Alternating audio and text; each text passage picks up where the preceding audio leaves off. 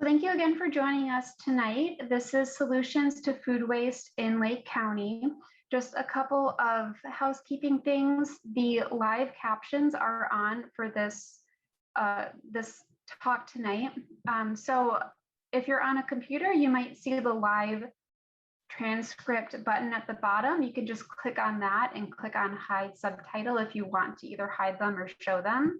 If you're on a phone or device, you might need to click on the three dots and then click on hide the subtitles. You can mute or unmute and stop your video or start your video at the bottom. During the talk, Pauline has asked that we put any questions that we have in the chat, and then we can answer those questions towards the end. And then towards the end, when we open it up to questions, you're free to either raise your hand or come off mute and ask your question, or you can put it in the chat and I can read it out to Pauline. So today here with us is Pauline Droege.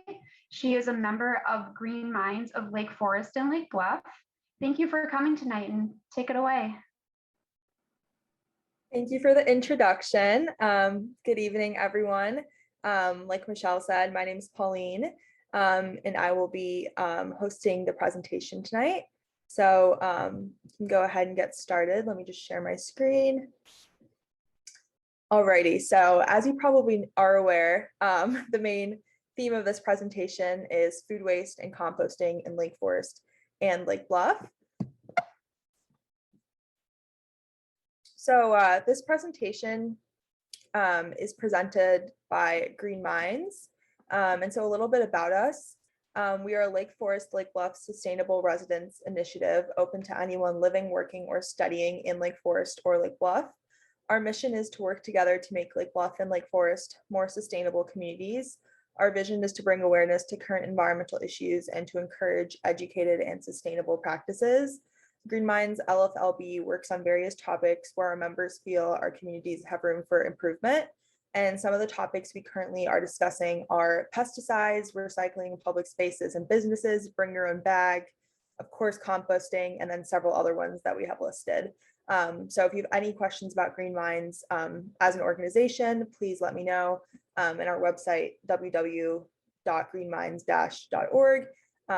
green-minds.org is also listed here if you'd like to take a look. So next, a little bit more about me.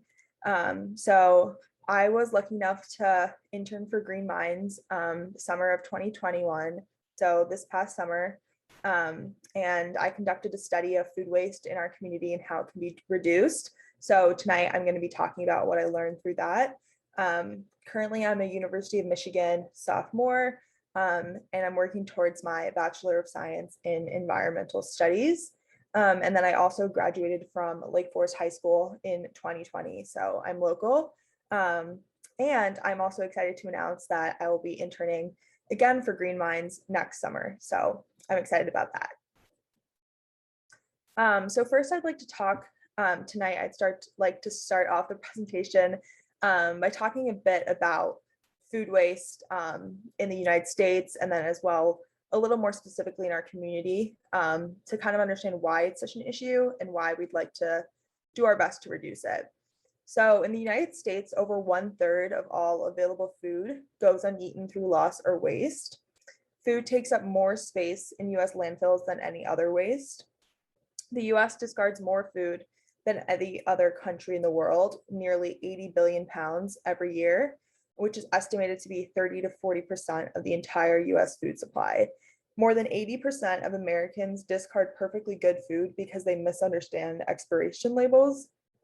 And then before the pandemic, 35 million people across America experienced food insecurity, and that number is expected to rise to as much as 50 million because of the pandemic. So, we can talk a little bit later during our discussion section about how you guys feel about this, but I know when I first learned about these facts, I definitely found it shocking. And I think, kind of thinking about how much food that's going to waste, I think it's really quite, disturbing. So now a little bit about why exactly food waste is an environmental issue. So the main thing is methane production. Food waste that ends up in landfills produces a large amount of methane gas. Methane gas is more than 25 times as potent as carbon dioxide at trapping heat in the atmosphere. And greenhouse gases such as methane, as well as carbon dioxide and then chlorofluorocarbons or CFCs, which you may also be familiar with, absorb infrared radiation and heat up the Earth's atmosphere, causing global warming and climate change. So when we put excess food waste into landfills, and then that waste produces methane gas, it is directly causing global warming. And then as well, with growing of food and agriculture accounting for 70% of the freshwater use throughout the world, food waste therefore results in a great waste of freshwater resources.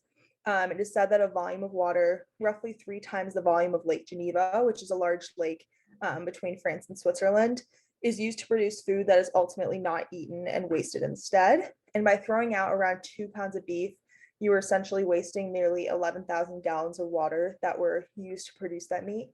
And then nearly 220 gallons of water are wasted when you pour just 1 glass of milk down the drain. And then roughly 1/3 of the world's total agricultural land area is used to grow food that ultimately goes to waste. Millions of gallons of oil are also wasted every year to produce food that is not eaten. It is also important to take into account the negative impacts on biodiversity from activities like monocropping and converting wild lands into agricultural areas. So now moving on to specifically some statistics about food waste in Illinois and in Lake County. So in 2015, Illinois published a statewide study on the composition of the waste taken to Illinois landfills and found that compostable items such as food scraps, uncoated cardboard, and compostable paper make up approximately 31% of the waste disposed. Lake County has committed to attaining a 60% landfill diversion goal by 2030. But in order to achieve this goal, it's imperative that these materials be diverted to composting. So again, that's 30% of what's in our landfills right now can be composted. And then during the calendar year 2019, Illinois' 37 permitted landfills reported receiving a total of about 63.4 million cubic yards of solid waste. These landfills have a remaining combined available disposal capacity of approximately 1.2 billion cubic yards. And so at the average disposal rate over the past 5 years, these landfills will have a cumulative life expectancy of approximately 24.5 years. So again, to just put this in perspective, when you think about, how long some of these landfills have been around, 24.5 years is really not a lot of time. So next, a big part of what I worked on this summer as a Green Minds intern is I talked to a lot of businesses and restaurants and coffee shops and schools and different places in our area because I wanted to see, what their relationship to food waste was, and if, food waste was something on their mind, if there was something they were conscious about. And, I think businesses are, I guess, as big of a party to food waste as much as households and residences are. So these are a few different businesses I talked to. So I'm just going to go through a few of them and kind of discuss what they do. So foodstuffs throws out any old food. Then Fresh Market, they throw out all their old produce, and packaged shelf items are donated to a veterans charity. And then Libertyville Sunset Foods, the produce is given to the deli to use, but otherwise thrown out. And when I talked to them, the produce manager said that it's the store manager's decision on what happens to old food, which is why, the different Sunset Foods locations around us do slightly different things because it varies from store to store. But, I did realize in talking to them that they're able to use older looking, but still perfectly fine to eat produce in their deli, sandwiches, soups, and other like made foods, which is something we will talk about a bit later in the presentation. Because I think it's really great that, when we go to the store, we're not going to buy apples that are a bit old looking, but they're still fine to eat. But they can make great use of them instead of throwing them out. And then Lake Forest Sunset Foods, they used to donate produce close to shelf life date, and again, but still fine to eat. But now it's all thrown away due to the pandemic. And then Hansa Coffee and Lake Bluff, they throw old food and pastries away. And coffee grounds once were collected for compost, but no longer. And so then I'm going to move on to talk about some businesses that I would say are maybe a bit more successful when it comes to some of these food waste reduction methods, and maybe have higher levels of or lower levels of food waste. So Forest Greens, which is a juice bar in Lake Bluff, all their pulp from their juice production is collected by exceptional abilities whose staff bring fresh eggs in exchange. So they kind of have almost a symbiotic relationship going on with exceptional abilities, which is really great. And as far as I know, Forest Greens produces very little, if any, food waste. And then there's Highland Park Sunset Foods. So most food is used in store, but donation company picks up grocery items close to best by date 3 times a week. And there's 3 different nonprofits that come, but the main 2 are the Moraine Township Pantry and the Northern Illinois Food Bank. Next, Eloa Farm. So the leftover food is donated to North Chicago Community Partners, which is a really great organization. And then compostable scraps from the kitchen are composted in their 3-bin composting system. And then any oils, meats, and dairies are thrown out, just because those can't go into like your typical backyard composting bin most of the time. So next, I'm going to talk a little bit about an initiative that Lake Forest College is working on right now, which I thought was really cool. So a portion of their student fees goes towards environmental initiatives. And in this case, they recently purchased an earth cube, which was paid for by students and it'll be staffed by students. And basically an earth cube is just a large composting machine. The Lake Forest College did add supplemental insulation, a divider, and a garden hose adapter to make it more functional and effective year round, which is really cool. They're anticipating that their facilities management folks will build a modest bin where they can deposit grass clippings, mulch, and similar items as the carbon sources to be added to the food waste. So they're doing some extra stuff, which is really great. And they anticipate handling about 30 pounds a day of compost from their dining hall. And like I mentioned, the Earth Cube was purchased with student fees, which they call the Campus Sustainability Committee's Green Fund. And operation of the Earth Cube will rely on hired student labor. So they're also employing students and giving some students a job, which is really great. And student workers will be trained and funded by the Green Fund and by the Environmental Studies Department as well. And in the past, their campus garden has had an informal compost system for small amounts of food waste coming from the dining hall. The garden has not been running during the pandemic, however. But part of the reason why I also really want to highlight the Earth Cube and what they're doing with it is because I definitely think that this is something that we could implement in other places in our community. I have another slide with some more, I guess, pros of the Earth Cube, but for the most part, it really is a very feasible composting machine. And I mean, it can easily be put in downtown Lake Forest and Lake Bluff around businesses, maybe by the farmers market in Lake Bluff during the summer. So yeah, it's definitely something to think about.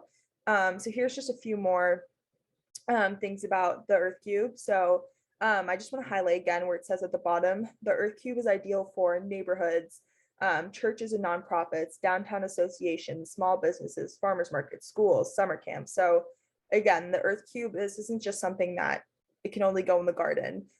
It's definitely something that, can be put a lot of places, and it's affordable. There's no odor.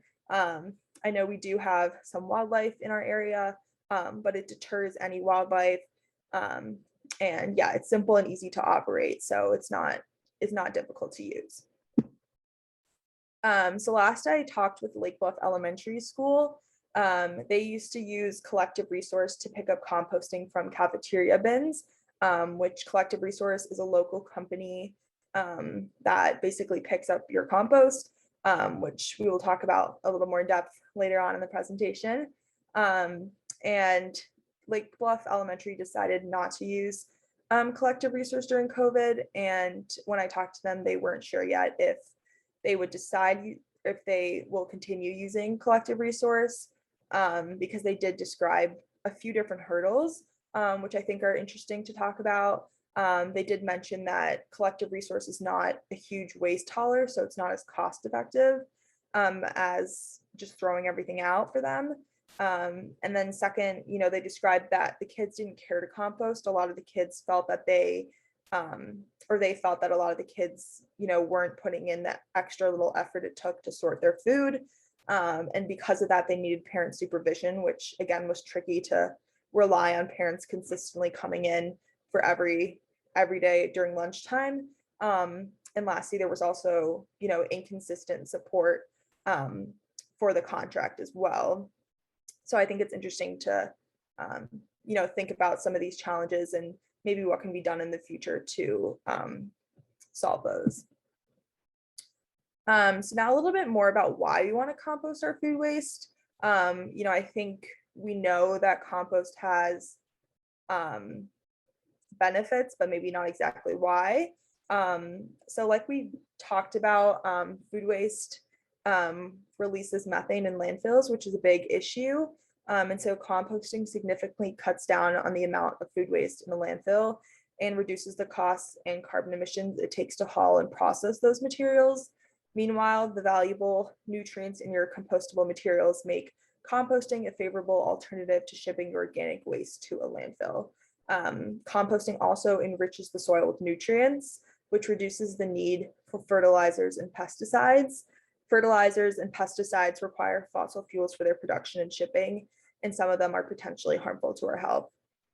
And then last, compost increases soil's ability to retain moisture, so we get to water our gardens less frequently, which is great. So we're also saving water, and if you're a little lazy, you don't have to water your garden as much. And compost prevents and suppresses plant diseases and pests as well. So next, the basics of composting. I think again, people get, caught up in the concept, and people think, there's so many steps, you have to constantly be doing things to your compost, but at the base of it, it's really quite simple. So first, you want to start with food scraps. What you can put in your compost slightly differs through what kind of composting you're participating in, but most compost consists of produce pieces and peels and eggshells, papers, yard waste, grass clippings, that kind of stuff. And then two, once you have the food waste, microorganisms break down the food, normally over weeks or months, depending on what it is. And then that's when you're going to start to see that soil-like texture. And so once decomposition occurs, you are left with very nutrient-rich soil.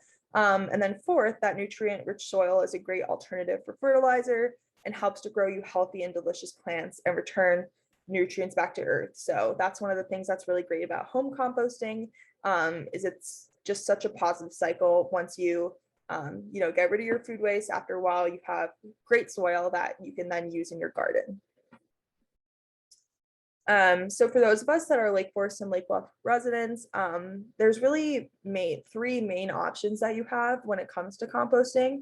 So you can either use collective resource, you can compost at home, or if you are a Lake Bluff resident, you can participate in the free curbside pickup. So first, home composting. So many types of home compost bins exist, and there may be some that work better for you with your yard or your needs. But the Earth Machine is a really great one. It's a closed bin, and it's available to Lake Forest and Lake Bluff residents from the city of Lake Forest at a significant bulk purchase discount of $55. And the Earth Machine lasts a very, very long time too. So this is not something that, you need to buy a new one every year. This is a lifelong investment. And then home composting in an Earth Machine is for yard weeds and leaves, and for kitchen scraps and leftover produce, but not bread, seeds, oily food, meat, and dairy, which you're going to have, in most home compost bins. And then many of you may be wondering, what about wildlife? I know we have a lot of different wildlife in our yard, and we also have an Earth Machine, and we have not had any issues ever with wildlife being attracted to our Earth Machine. If you do have squirrels active in your yard, I wouldn't recommend putting bread and grains and nuts in your bin in the winter months, because then the contents become frozen and these things can't be well mixed into the pile. You could try adding these items in summer months, but they would have to be very well mixed. So for the most part, I would just try your best to use up all your breads and seeds, in your kitchen, and then, save your scraps and yard waste and that kind of stuff for your earth machine. To fix this, if you did want to put this stuff in, you can put some metal like fencing around the base, which you can see in the photo. But again, for the most part, the earth machine really, doesn't have any odor, doesn't attract any pests. And it's very simple to use. It's just basically a big plastic container, and then you just screw on and off the lid. And by that, I mean, like, you literally just twist it. So it's very simple. And then a little bit more about what goes inside. So as you can see, this is so you can visualize it a little better, what it might look like in the inside. So as you can see, you have, an apple core, onion skin, crushed eggs, strawberry tops, compostable tea bags you can put in there, banana peel, so all sorts of different things. So now we're going to talk a bit about how to best collect kitchen scraps inside your house, because obviously, you want a way to collect it inside of your house, unless every single time you get a little bit of compost, you want to walk it out to your backyard, which of course you can do, but it's really not as convenient. So we would recommend some sort of stainless steel container. As you can see in the photo, stainless steel is really great because it doesn't get stained and pitted like different plastic containers. It can be ultimately recycled, and you can get it squeaky clean when you wash it. And basically just any sort of stainless steel container works. If you keep it covered and inside the cabinet, you won't see fruit flies. It won't get smelly, especially if you are emptying it out regularly. So in general, it's really quite easy to keep inside the house. And then if you further, don't want to deal with scraping out any of the compost into the bin or anything like that, you can kind of reduce this ick factor by lining the bottom of the container with crushed leaves or torn up cardboard like an egg carton, or even a brown paper bag. And so that way, when you pour out the scraps into your bigger compost container, everything will just pour out neatly and wet stuff won't stick. So, if you're a little grossed out by that, you don't need to worry about touching any of that. And so this is a photo too. As you can see, you can put some crushed up cardboard on top there. And then the picture on the right is what it would look like if you did a brown paper bag on the side. So of course, home composting is great, especially if you have a garden, you want to use the soil, but it's also not for everyone. So what if I don't want to home compost? So one really great option is that curbside compost pickup in Lake BLUFF. So if you live in Lake BLUFF, Groot offers a service to you where food waste and scraps, which in this case does include leftover grains, pasta, and oily scraps, can be picked up on the first weekly waste pickup, so Monday or Tuesday, for free if you live in Lake BLUFF. And waste should be packaged in craft type paper bags that do not exceed 32 gallons capacity. A landscape waste cart may also be rented for an annual fee of $60 payable by the resident. And you can find some more info on this on the Lake BLUFF website under household waste. But again, this is also a really great option. All you do is, collect your compost, stick it in a compostable bag, which you can see in the photos here. And then you just bring it out when your waste gets picked up, and they'll take it and compost it. So if you live in Lake BLUFF, that's definitely something to consider. So next, collective resource, which I've now mentioned a couple times, but just to explain it a little better. So collective resource, which is an Evanston-based organization, they pick up food waste. And again, this would be including leftover grains, pasta, and oily scraps from any local residents as well as businesses. So this is a great option if you own a restaurant and you're creating a lot of food waste. You can have collective resource come pick it up once a week or bi-weekly. And so here are some of the costs listed, and you can find a little bit more info if you're interested on their website as well. But again, this is another option for you. So now we're going to talk a little bit about other ways to reduce food waste. So first, understanding food labels. Consumers throw away millions of pounds of food each year because they are misled by producer food labels such as sell by and use before. In 2019, the FDA recommended a single designation, best if used by. This label speaks only to peak quality. The food does not turn poisonous the next day. So it's basically just using common sense. If the food looks, smells, and tastes okay, don't throw it away. So, best if used by, that is, again, that only speaks to quality. That does not mean the food will be bad the next day. So it's something to keep in mind.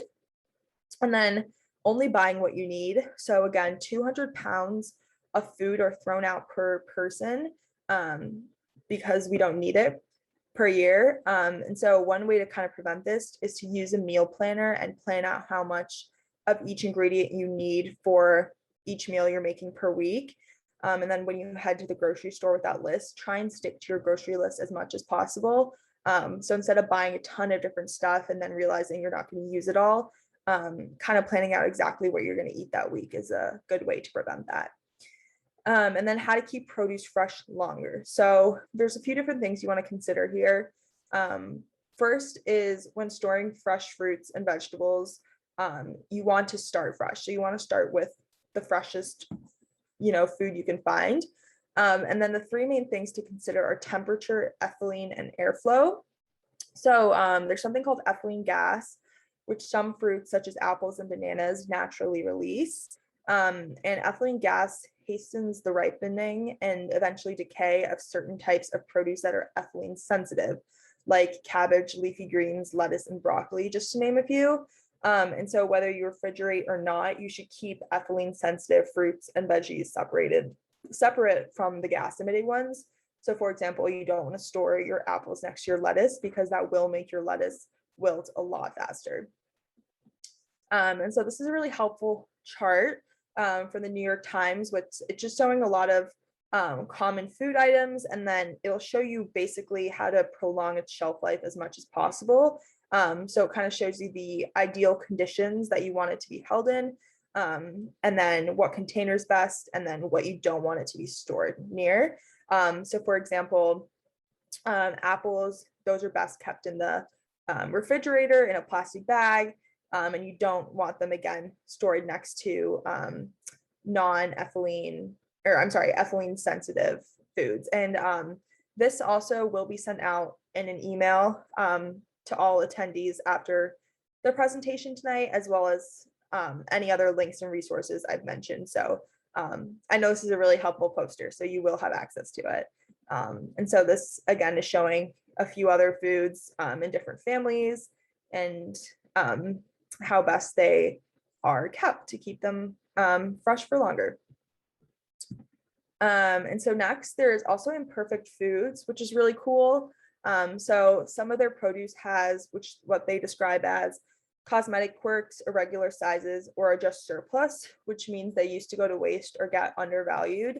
And while they may look different than what you'd find in a store, they're sustainable, delicious, and high quality. And they also source a wide range of sustainable, affordable groceries with no imperfections. So basically, Imperfect Foods' whole thing is that you order food from them, mainly produce, and their produce may be slightly imperfect, like it could be a carrot with an extra leg or a slightly bigger strawberry, or like they mentioned, it could also just be surplus. And so you're saving money from buying them, but you're also helping reduce food waste because otherwise this is food that would be thrown away at a grocery store. And so again, 35% of the US food supply went unsold or uneaten in 2019. And so when you shop with Imperfect, you save food from waste, which then again also conserves the resources that go into growing it. So now that we're towards the end of our presentation, I just wanted to go over a couple additional resources.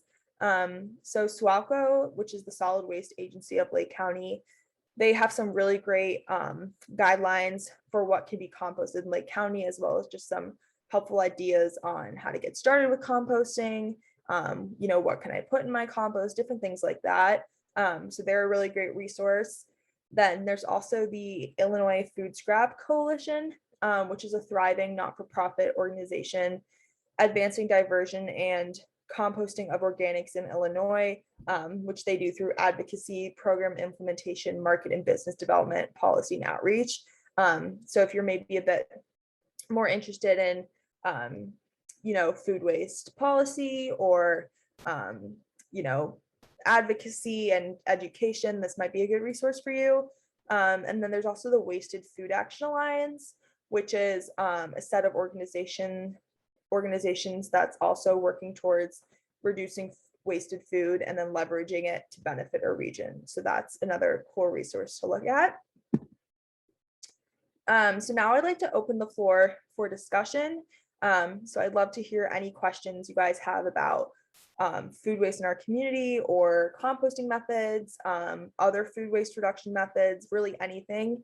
And again, you can type something in the chat or just unmute yourself. And I'd also love to hear any food waste reduction tips that you may have and be using at home, or maybe also barriers and challenges you're having as well. So I'd really love to hear, anything from you guys. So whenever you guys would like, you can just go ahead and begin.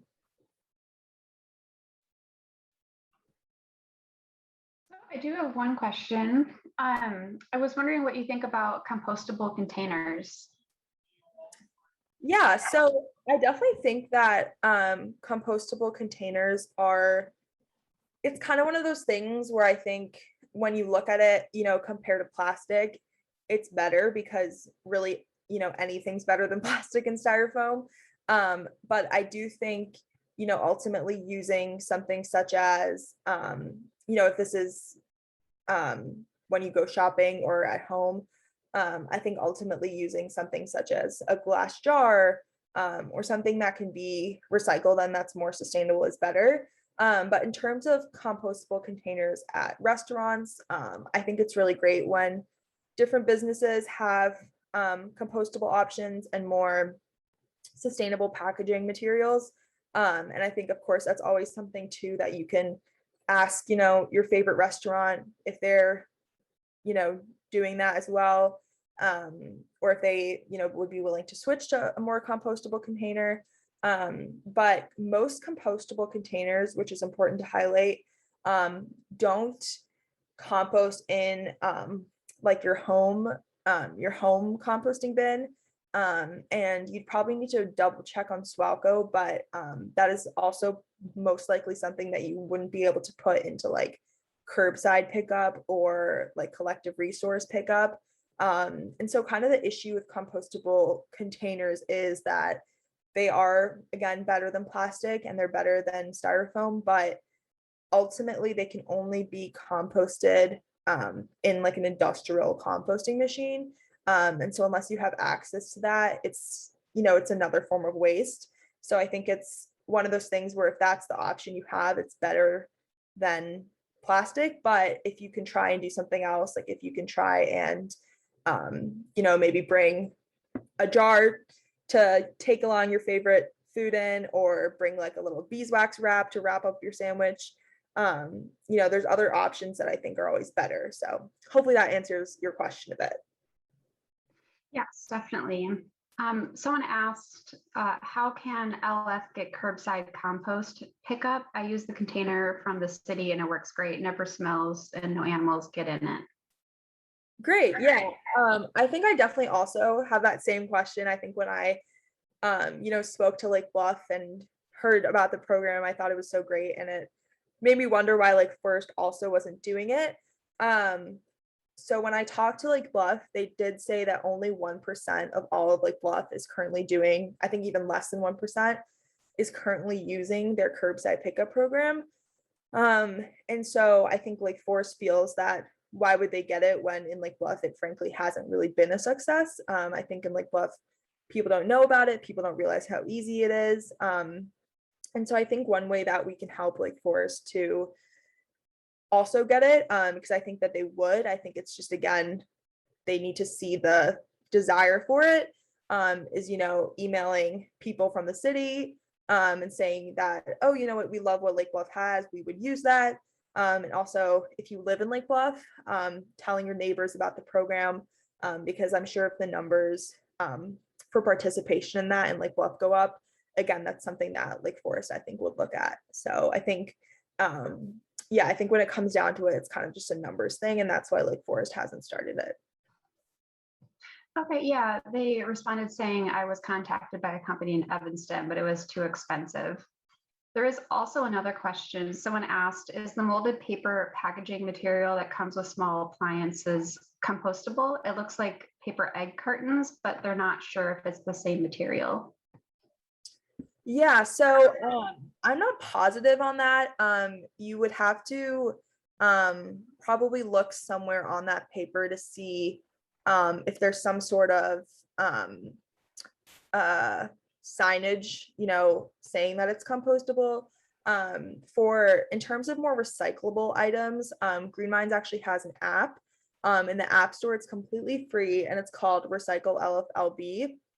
And you can type in any item in the app, and it'll tell you if it can be recycled and how, and where you can bring it to be recycled.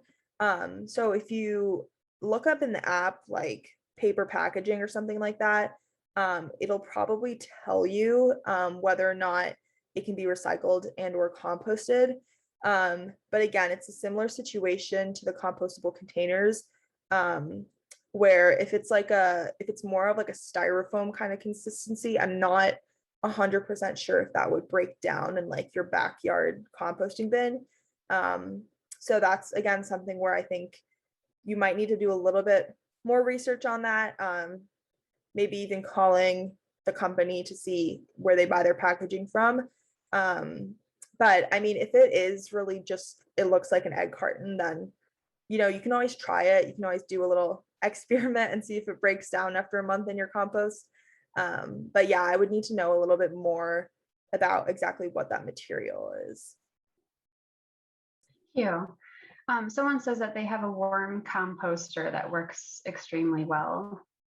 Oh, great. Okay. Yeah, so I know that there are many different types of compost bins. I think the Earth Machine is cool just because it's so simple and because it's easy for Lake Bluff and Lake Forest residents to get, but I know there are several different ones. So if anyone on this uses, various ones that they've had success with, feel free to put them in the chat or unmute yourself, because I think it's, like I mentioned, I think there's different things work for different people. So it's great to hear that you've had success with that. Does anyone else have any questions for Pauline, or would anyone else like to come off of mute and chat? Someone says the presentation makes so clear that food waste is a significant issue and we all need to pay more attention and do better to compost organic material that is compostable. Thanks, Pauline. And then someone else says, thank you, very interesting. Any other questions, comments? Any other composting success stories? Marian here, I would just love to see students get behind this in schools. And Pauline, maybe in your next internship, we can get you involved with kids, because if Lake Bluff kids didn't get it, I know there are other schools in the North Shore where the cafeterias, the kids are very involved. And I feel like kids could be the next generation to understand this. And I've seen cafeterias, there's a lot of food waste. I just wish we could get started in schools with collective resource and make it happen. You've really made me think we've got to do better in our local schools once COVID's over. So thank you for bringing up the hurdles that Lake Bluff faced and how we can get kids more galvanized. We need to get parents involved. So thank you for that part of your presentation. Yes, of course. And I totally agree. I think education is so important. I think educating on this, and then also, I think, like you said, I think children are very susceptible to this kind of stuff. And I think, if children, I guess, learn about the implications of this kind of stuff, I definitely think they are the new generation to begin to solve it. So yeah. And if any of you guys also think of questions afterwards or next week or whenever, I also will send out my email to everyone that attended. So if you think of anything at all, you can shoot me an email. And then again, you're also welcome always to reach out to Green Minds. We have our email on our website. And like I said, some of those other resources that I mentioned too should be helpful with any questions. I definitely think the internet is the greatest tool we have. So you should be able to find out most of the answers to any of your questions online. All right, last chance for questions. Several people in the chat said thank you for this presentation, that it was great.